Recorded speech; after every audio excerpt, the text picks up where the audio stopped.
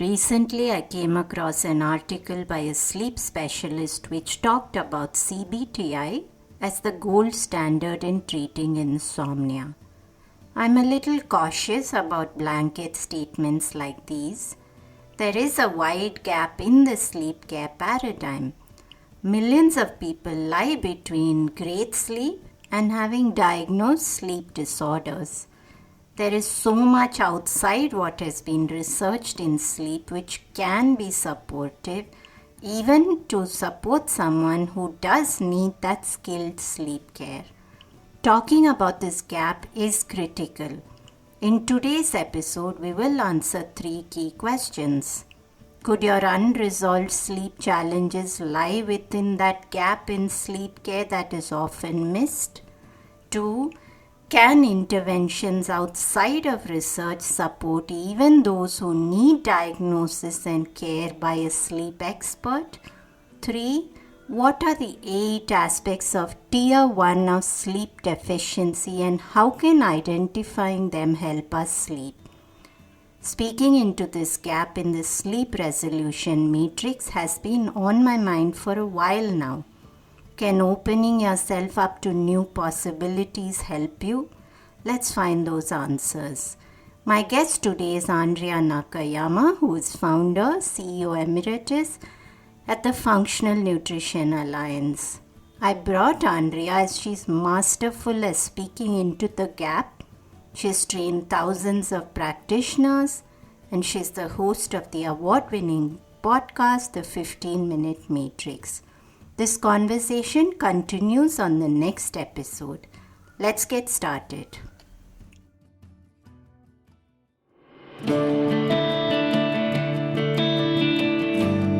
Hey everyone, I'm Deepa, Allied Functional Medicine Practitioner, author and yogini, and you're listening to the Sleep Whisperer podcast, the only sleep podcast with conversations and meditations. I'm on a mission to share profoundly insightful sleep conversations with global visionaries that merge together functional medicine and ancient wisdom. Breathe in bliss through weekly guided meditations and let yourself enter the land of dreams. Together, let's unravel the pieces, get to the roots, and understand the right tools to transform your sleep completely. Through this podcast, I want you to dream the best version of yourself. It's time to regain hope and begin your sleep journey. Andrea Nakayama, pleasure to host you today on the Sleep Whisperer podcast, and I'm thrilled to have you here. And we must mention right at the start that you're my very first mentor. So this conversation is something that I'm really touched by. And we're talking about the 3 tiers of sleep deficiency. This is an important conversation, especially in the milieu of the present sleep paradigm where there's a lot of focus on what you and I call tier 3, and I'd love for us to break that down for the audience. And I know that sleep is also something which you consider a very important part of the entire healing paradigm. So I'd love for us to go into that before we jump into our tier 3. And of course, before that, what is tier 1, what is tier 2, and what can we do about it?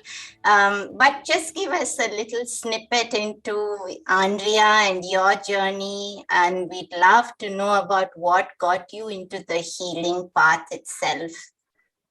Oh, yeah. Thank you, Deepa. I'm so honored to be here with you and excited about this conversation. As you said, sleep is a hugely important factor in our overall health. And before we get there, I will share that what led me to this journey of health and wellness was when my husband, Isamu, was diagnosed with a brain tumor in April of 2000, when I was just 7 weeks pregnant with our first and only child. And that diagnosis was very grave. He was given about 6 months to live, so not expected to see our son born. we were able to do a lot to shift that paradigm a bit so that he lived 2.5 years. He did have a good 1.5 years with our son, but died in July of 2002. And that whole journey really woke me up to where there are some gaps in our current healthcare system, but also to where there's more that we as patients can do to influence our health outcomes. And teaching into those gaps is my honor that I have to teach practitioners like you, Deepa, to really think and reframe the picture of health. Of course, that all impacted my own health journey as well. I was later diagnosed with an autoimmune condition and was able to manage that. I still manage that. So many things, as is true for many of us, that led me on my own health journey, on my family's health journey, and then to have the opportunity to counsel hundreds, thousands of people, and then train so many more practitioners. Beautiful, Andrea, and I must admit that I still get goosebumps hearing your story, even so many years after I heard it for the very first time. And I just cannot see, and I know that you bring also a lot of emphasis to the difference between post-traumatic stress and post-traumatic growth. And I can so see that in you, because oftentimes you can see people go down the spiraling downward direction of post-traumatic stress in situations like that. And these are actually times where sleep does get impacted as well. But let's talk a little bit, because you train so many practitioners, and I'm sure there's so many levels of specializations that everyone takes. But I do notice that the common denominator everywhere is the importance of sleep, and you yourself bring that into the foundational aspects of anyone's healing journey. So why have you placed sleep in that aspect of importance? Yeah, that's such a great question. And I think in a gross way, in an overall way, we can think about restoration and resilience. And basically what you were reflecting back to me, Deepa, is resilience, the ability to take the insults that we're exposed to and be able to right ourselves again, because there are going to be stressors, whether they're environmental or physiological or psychological. We're going to experience so many stressors and insults in our lives. So that restoration and resilience is really at the core, or the global aspect of sleeping that we want to benefit from. But if we think about the physiological aspects, I like to break it down into 4 different categories. And those categories are energy production, neuronal support, immune modulation, and biotransformation boosting. And those are the ways in which physiologically we are benefiting from sleep. There's so many other ways, because those 4 physiological aspects influence other aspects of our health. But again, it's energy production, neuronal support, immune modulation, and biotransformation boosting. And I'm happy to talk a little bit more about that if we want to, or we could dive into the tiers. I would love for you to just jump into that a little bit, Andrea, before we go into the tier. Yeah, absolutely. So energy production really talks about what it sounds like, right? At its core, it's energy production, conservation, our performance. I like to think of nutrition as growth, metabolism, and repair. That's what nutrition is for. And so for me, in my teaching and my practice, nutrition isn't just about the food we eat, it's about everything that supports growth, metabolism, and repair.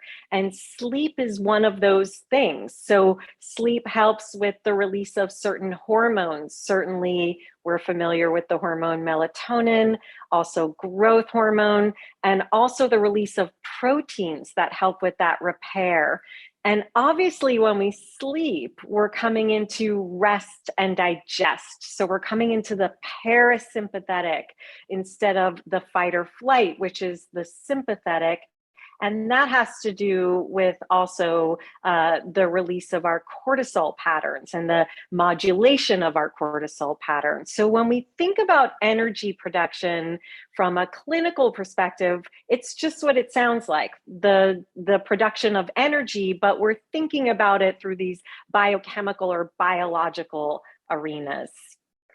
The next one, and this is something, Deepa, that you are so good at talking about, which is that neuronal support. And that has to do with our nerve cell function, our brain waste clearance, and some of these overlap, our cognition, our impulse control. So sleep has really been shown to be beneficial for that impulse control. And we can think about that in relation to ADHD, but we also think about it in terms of what we are doing day to day, what we don't want to do, and we, like exercising. We might say like, I don't want to, but really being able to shift those patterns. Sleep helps with the shifting of those patterns and with overall brain plasticity. So the way we regenerate the cells in our nervous system, sleep supports all of those functions. For a second, Andrea, because that was something interesting that you said. And when you said impulse control, so I'm also thinking that it's our ability to jump and react in a primitive manner into anything that affects us, and that goes back to resilience to our situation, or whether we are reacting from a space where there's conscious thought. And so instead of the amygdala, more from the prefrontal cortex, that conscious space. Go ahead, I'm sorry. Yeah, no, that's so true, Deepa. And also like impulse control in our reaction, but also our ability to stop a reaction, right? So without yelling or hitting or any of that. And, we may exercise that differently as a toddler than an adult, but when you're around an adult who's reactive and reacting like too harsh and too fast, that impulse control goes both ways. How quickly can we react, and how can we stop ourselves from reacting? And that comes into play each and every day. So the immune modulation, two of my favorite concepts, one together, modulating the immune system. People are often like, what does that mean? Because we need our immune system to be enhanced in certain ways, but we need it to be balanced in other ways. And sleep really supports that modulation through the release of anti-inflammatory cytokines. So it's helping with our immune modulation by lowering that overactive immune response, but the loss of sleep can lead to pro-inflammatory cytokines, and it can also impact our natural killer cell production. So with the decrease of our natural killer cells, which happens with a lack of sleep, we are more prone or more susceptible to cancer growth and viral infections. So there we can see in a pretty immediate way these days how sleep supports ample natural killer cell production. It supports the ability to have those anti-inflammatory cytokines. And when we don't sleep, decrease natural killer cells and the increase of pro-inflammatory cytokines that's connected with all of our chronic disease states that we see today. And there's a lot of information these days about sleep immune crosstalk, the way those two systems talk to each other. I love your use of the word modulation, Andrea, because that's something that I come across a lot when people talk about adrenal and adrenal boosting supplements. And I'm always about, there are people who are hypo, and we want it to be in a state of balance. I love that you brought attention to that. Yeah, absolutely. We're always trying to balance these things because, as we'll talk about as we look at our tiers, there's an area that we need to think in that balancing scale arena. So the fourth one, we covered energy production, neuronal support, immune modulation, is that biotransformation boosting. Biotransformation is a fancy word for detoxification. It's just how we think about it biochemically. And mostly what sleep is supporting in terms of biotransformation or detoxification has to do with the brain. So we're back to the brain support. It's said that the space between the cells increases, allowing toxins to flush more easily out of the whole nervous system. That's called the glymphatic system. And this is where we address those beta amyloid plaques that are usually associated with neurodegenerative diseases like Alzheimer's. So these, hopefully I went into those in the way that makes it translatable for everyone. But those are ways we think about the biochemical benefits of sleep. Beautiful, Andrea. And I do want us to jump into the 3 tiers. And the reason I asked you to talk about the 3 tiers is that recently I've seen a lot of expert sleep research and sleep experts talking about how we need to have very strict charlatan lines so that only people who are in the space of sleep research can actually be allowed to support sleep challenges, and needing research to validate aspects before someone can claim to be helping sleep. And I know that this is an area that you were the perfect person to bring highlight to, that you talk a lot about research versus the individual's feedback and so much more in that. But I would love for us to talk about the 3 tiers first, just to bring some attention to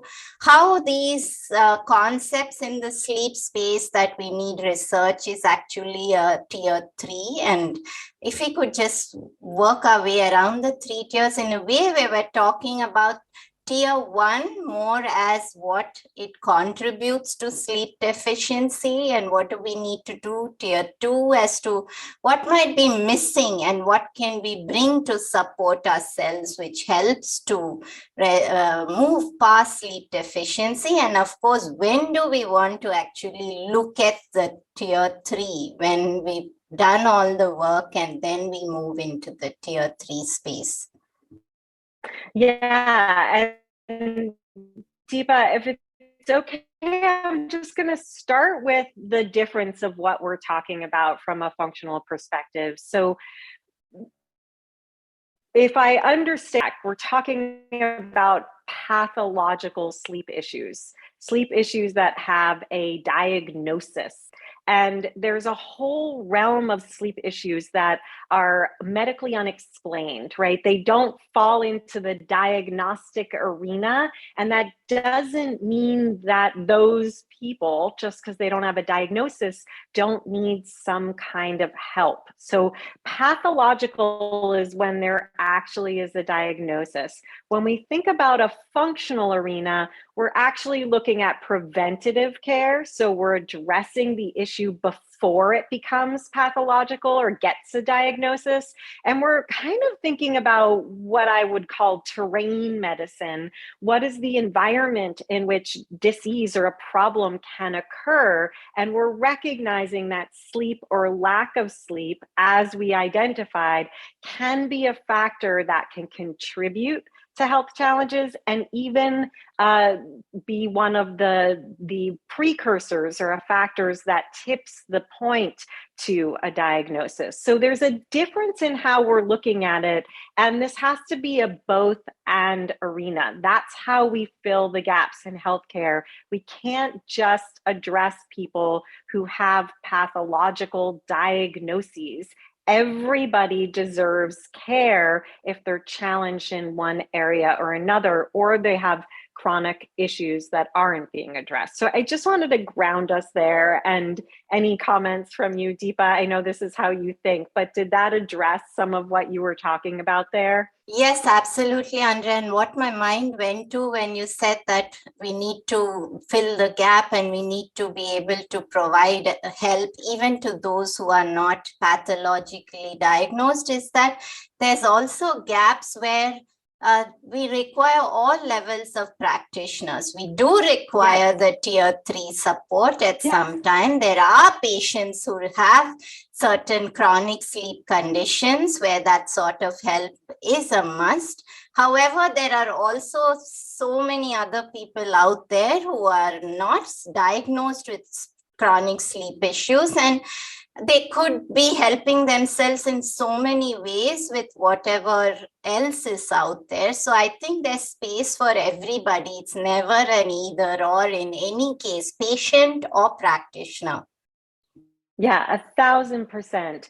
Whether we're looking at a pathological issue or not, even when somebody receives a diagnosis, they're not going to get all their help from one place. There's the gap that I like to say is the appointment gap, right, Deepa? It's the time between when you see your doctor. How do you self-care during all that time between your doctor's visits? And that sometimes deserves, not sometimes deserves, it always deserves, but it requires a different kind of practitioner who can bring light to the practices that we embrace for ourselves each and every day.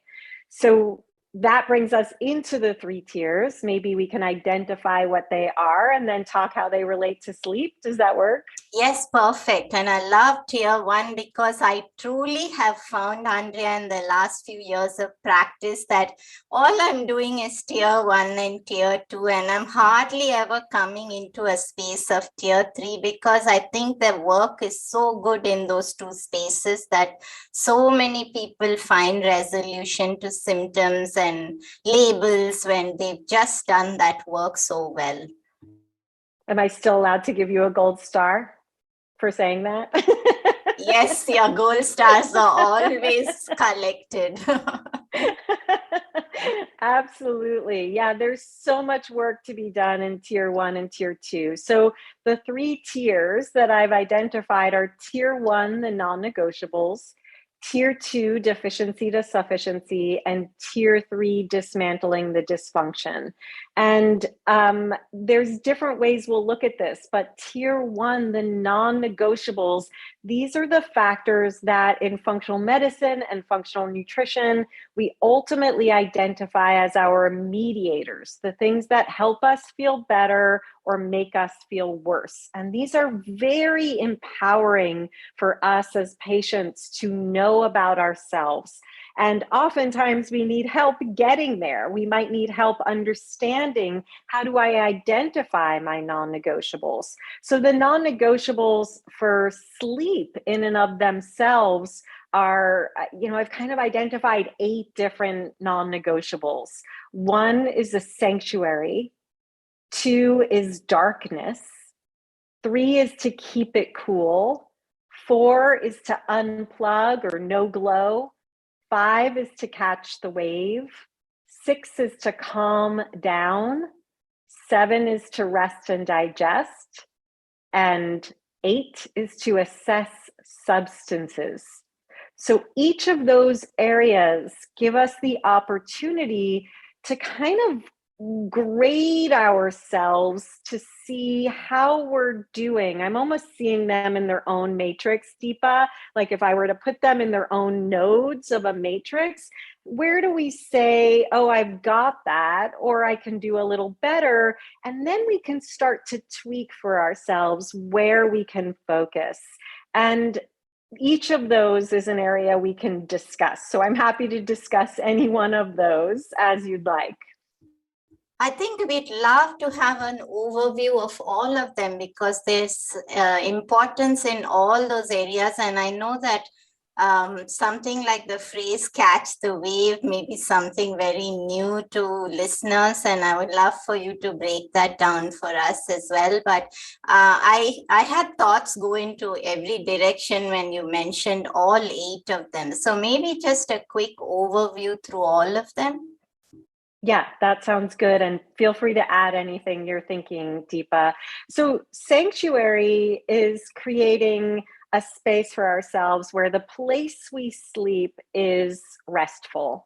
And the only things we're doing in our bed have to do with the things that belong in our bed, whether that's sleep or sex, whatever it is we do in our bed, that's what our bed is for. So, we're not using our bed to do work. We can read in bed, relaxing practices in our sanctuary, and having a room and a space. Our space really impacts us. So making sure there's a space we feel comfortable. Now, I want to recognize that this might not be possible for everybody because of various reasons that might impact how much we're in control of our space, how much we're in control of the safety we feel given our partner situation. So sanctuary is an ideal, and we have to remember that we're not all going to sit in the ideal or be able to control the ideal. So we look at the factors that we can influence. So that's sanctuary. Darkness has to do with the light that comes in our room from outside, whether there's street lights, anything we can do to make our room, our place of sleep, as dark as possible. This helps us get into the most restful place.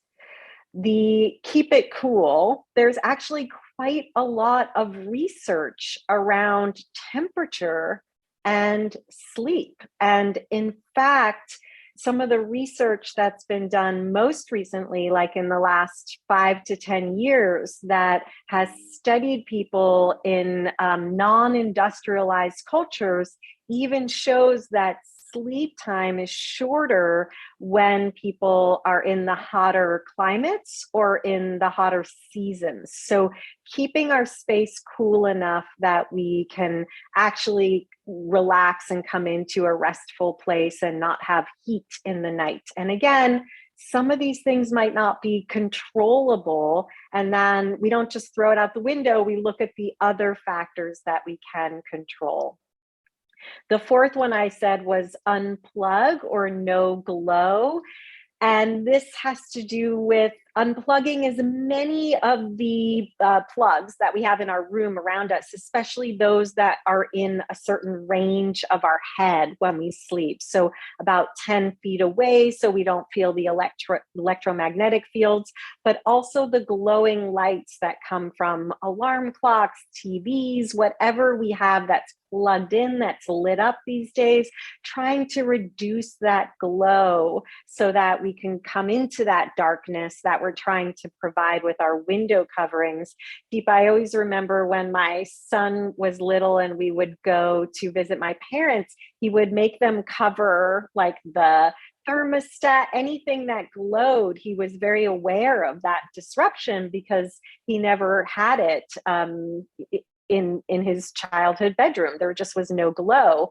And I notice how sensitive I am to that glow as well. I want anything that might be in my range of vision to be low. This is also the problem that people have when they wake up in the middle of the night and they check their phone. You're immediately changing your retinal response to lightness and darkness, or going to the bathroom and turning the whole light on. So what are the things we can do to stay in the darkness? I'm going to pause halfway through. Yeah, go ahead. Yes, and Andrea, I had so many things go through my head. When you said sanctuary, I thought of the world of difference in my sleep in my first marriage, which was abusive. I didn't feel a sense of safety, and so therefore that safe space is a lot to do with, as you mentioned, the people there or who's there. So I can definitely be sensitive to those who don't have that space. And you mentioned the glow, Andrea, and what popped in my head right away was just recently gone to my eye doctor after 20 years of having my vision corrected with laser. And he told me, when I asked him, that I'm so sensitive to little spots of light that my husband almost called me the sleep diva, because I had to keep covering little pinpoints of light. And he said that those who've had any form of eye surgery, whether it's cataract or whether it's corrective vision surgery, they can be very sensitive to light because they've scraped the cornea and they've corrected something. And I know that I did a lot of research into the crossover area between the health of the eyes, just general retinal health, because it plays a key role in the conversion of light and how circadian rhythm functions in the body. So I wanted to bring attention to that area as well, because so many people have had eye surgeries, be it cataract or corrective vision, and that can be why they're so sensitive to light. So it's not that they're sleep divas, it's just that there's actual physiological aspects that's contributing to that.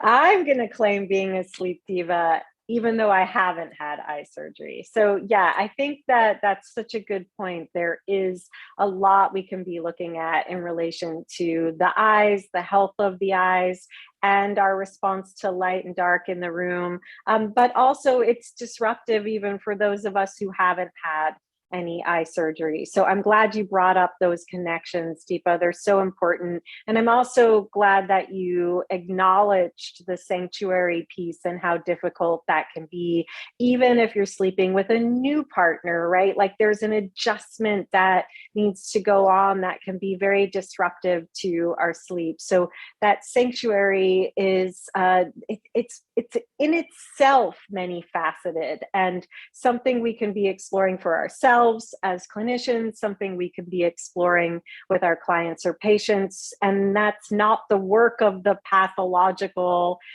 field of medicine. And so that is where we're filling this gap to really dive into this level of detail.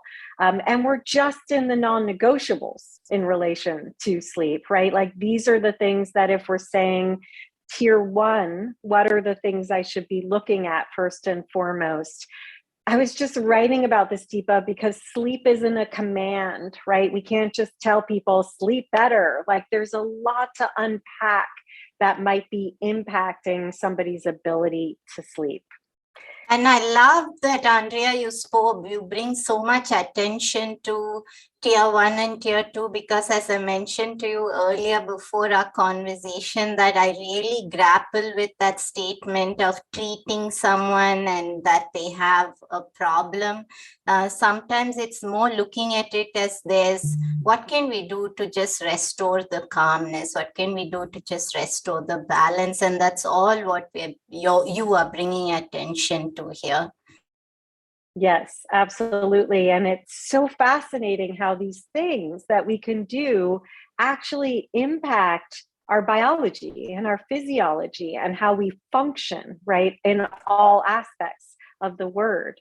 So that next one was catching the wave. Ideally, we have a higher cortisol in the morning, and that goes down through the day until it's at its low point, and it rises when we're sleeping. So I call it catching the wave, or it's like a ski slope, right? We start with energy in the day, and then it comes down through the day so we can fall asleep. So getting at the place where you're honoring the circadian rhythm, your body's cortisol rhythms, and catching that time when it's at its low point allows you to fall asleep more easily and stay asleep more throughout the night. When we're in that place where the cortisol is going up, which it does to wake you up, like it doesn't go from nothing to 100, it's a slow progression up. And if we try to fall asleep while it's on the upswing, it's harder to fall asleep. And again, it's going to be harder to stay asleep and have the most restful sleep. And in fact, when that happens, that's when we often feel that second wind, or we get our best work done. And so recognizing that we want to catch it helps us to have that better sleep. And this, I don't know about you, Deepa, but this is the hardest one for people to change, because especially with children, a lot of us like that nighttime when we can have time to ourselves and get things done. So that one is hard and might take some slow reversal back to that kind of 9 to 10 p.m. range in order to really catch that wave. And Andrea, you know that in Ayurveda, it's also the 6 p.m. to 10 p.m. is considered a kapha time, which is when we want to do things which are more about slowing down and going to sleep before the pitta time of 10 p.m. hits, which is all about this whole wanting to do and wanting to achieve, and then that's it, you've lost your sleep. And I just wanted to quickly add here, because you mentioned this is the one that I struggle with clients, because no one wants to change that. And I'm always telling them that your me time is actually your sleep time when you're on a path of healing, because your me time sitting in front of the television at that hour is not going to allow you to stay balanced through the day. You're going to be grumpy, and then it's going to impact your relationships. And so I'm always stressing, look at the sleep time as the me time for now. I love both of those points, Deepa. One, I didn't know that about the kapha and the pitta time, and that relates to the rest of what we're going to talk about. But yes, our sleep time is our me time. I recently saw a new acupuncturist, and she said, I noticed in your intake that your stress is high, but your sleep is good. That's not usually what people say. And I was like, that's a priority. It's a non-negotiable. Sleep is a non-negotiable for me. I honor that bedtime between 9 and 10, and I notice it if I stay up later, especially because I have to wake up early to get things going in the day. So that makes it even harder. So just recognizing what happens, and if it's hard to do, giving it a try, scaling back half hours in half-hour increments and seeing how it feels. Do you have more of that energy production? Are you able to have a stronger immune function, fight off more of the things that you aren't able to grapple with when you aren't sleeping as well? So it's just interesting to look at it through that lens. And Deepa, you talked about that kapha time. Calming down is really, really critical for us before we are going to sleep. And it all relates to each other, because we're talking about watching television, what that does to the eyes too, and the retinal response to the light, but also what are we watching, right? So if we're watching something like the news and it's upsetting, we're actually getting that cortisol response going up when it should be coming down. So thinking about what you're engaging with in those hours before you go to bed is really also a great way to foster a better night's sleep. So that was catch the wave, calm down. Rest and digest has to do with what we eat and when we eat in relation to when we go to sleep.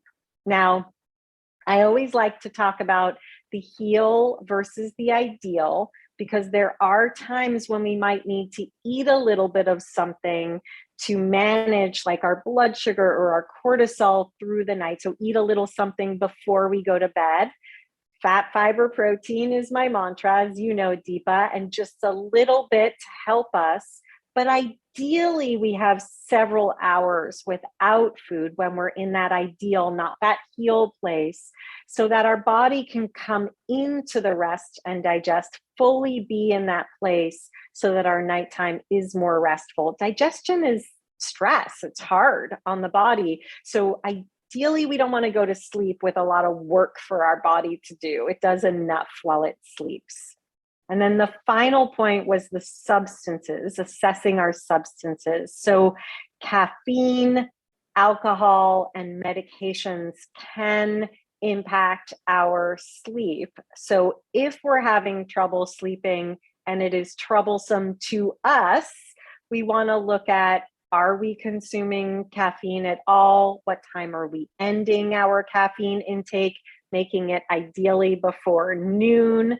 If there is caffeine in the diet, alcohol can disrupt our sleep. So thinking about what's being consumed. And then there are certainly a host of medications that can impact our sleep. So just reviewing that with somebody who can help you understand, are these things impacting my sleep or my quality of sleep, and making an assessment based on that. I'm not saying they're all easy to get rid of, but we want to take a look at them.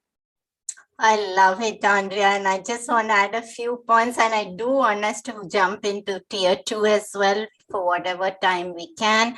And one is that when you mentioned calming down and the nature of what we watch, and I know that this is a tricky area because a lot of people do love the adrenal packed shows with, stimulating adrenaline. I myself love to watch Arrow, but I'm very mindful of watching an episode of Arrow only earlier in the afternoon on a day off, and I never watch something like Arrow late in the evening, and I just come back into very relaxing, heartwarming movies which help me to just feel good about myself.